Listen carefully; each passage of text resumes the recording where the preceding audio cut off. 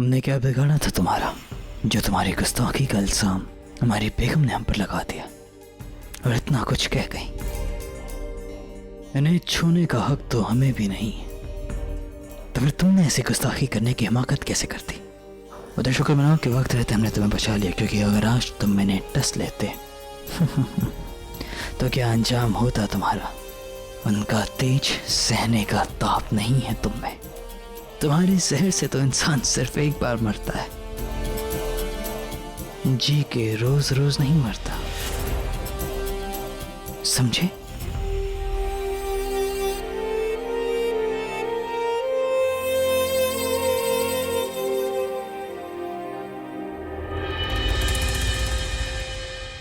हम आपको छूने की कोशिश नहीं कर रहे थे जोधा बेगम,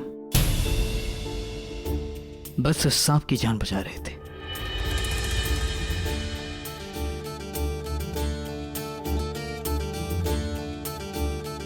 कुछ महक हमें खतरे का आगाज कराती है और कुछ महक जो हमें खुद खतरे में डाल देती है। हमारी जान बचाने के लिए धन्यवाद। शुक्रिया अदा तो हम उस खुदा का करते हैं। अगर आज इस सांप को कुछ हो जाता तो हमारी बेगम पर इल्जाम लग जाता।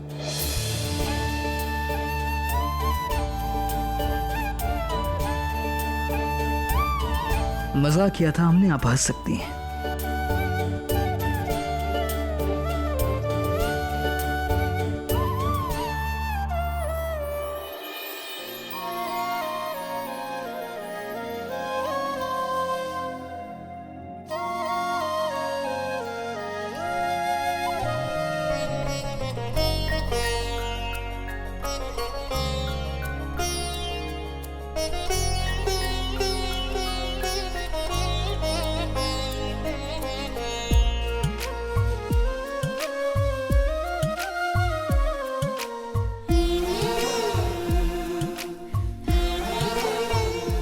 घबराइए मत जोधा बेगम, आप आराम से सो जाइए।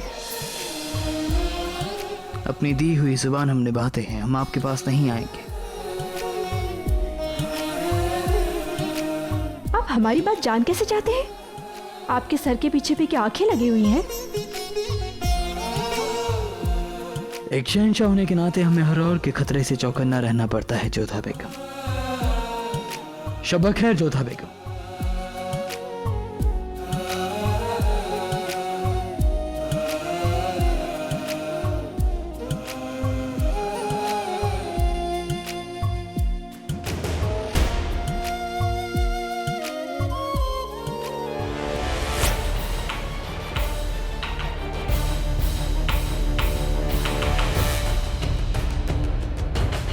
हम जानते हैं तुम यहाँ हमारी जोधा बेगम का कत्ल करने आए थे, लेकिन कामयाब नहीं हुए।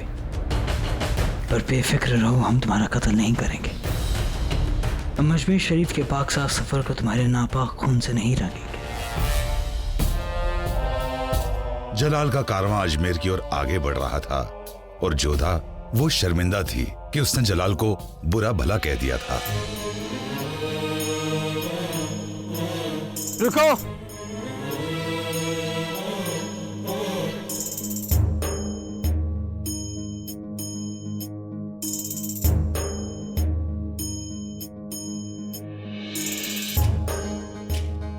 अस्सलाम वालेकुम फकीर साहब। खुदा आपकी शोहरत और सल्तनत को बरकरार रखे। फकीर साहब, आपके पास इतने ये गहने और कपड़े क्यों हैं? पास ही इधर इलाके में कुदरत का ऐसा कहर बरपा है कि गांव के गांव उजड़ गए। घर तो गई गरीबों के, उस पर ना पहनने को कपड़े हैं और ना ही खाने को अनाज का एक दाना।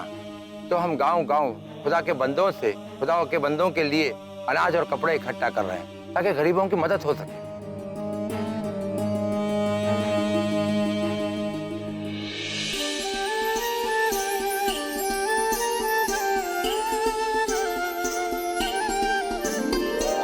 ठहरिए जोधा बेगम,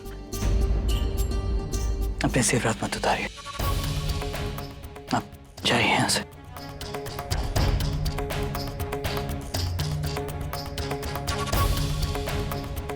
कैसे बादशाह हैं आप, अपने कर्तव्य का भान नहीं, और कैसे मनुष्य है, तनिक भी मानवता नहीं। प्रजा भूखी मर रही है। स्वयं ने उनके लिए कुछ किया नहीं और हमें करने नहीं दिया।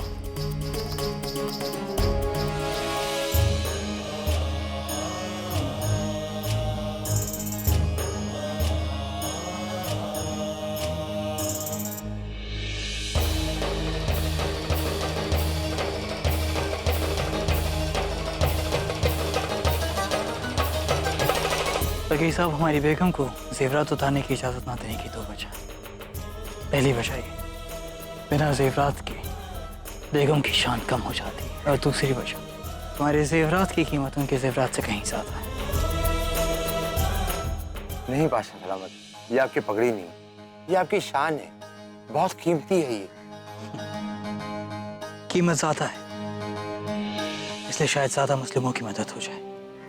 और रही बात शान की, तो किसी भी बादशाह की शान उसकी रियाया की जान से कीमती नहीं है।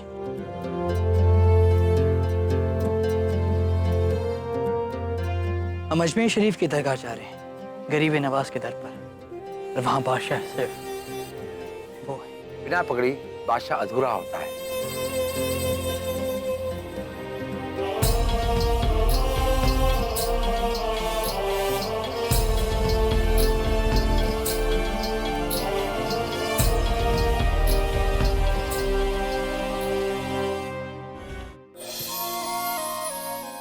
हम क्रोधित थे आपसे जब आपने हमें हमारे आभूषण फकीर को देने से मना किया। गुस्सा इस वक्त हम में भी कम नहीं था मरियम ज़मानी, और इस वक्त हम केवल जलाल थे, अकबर नहीं। हमें भी उस समय कहाँ ज्ञात था कि हमारा जीवन का नया मोड़ अजमेर शरीफ की यात्रा से प्रारंभ होने वाला है।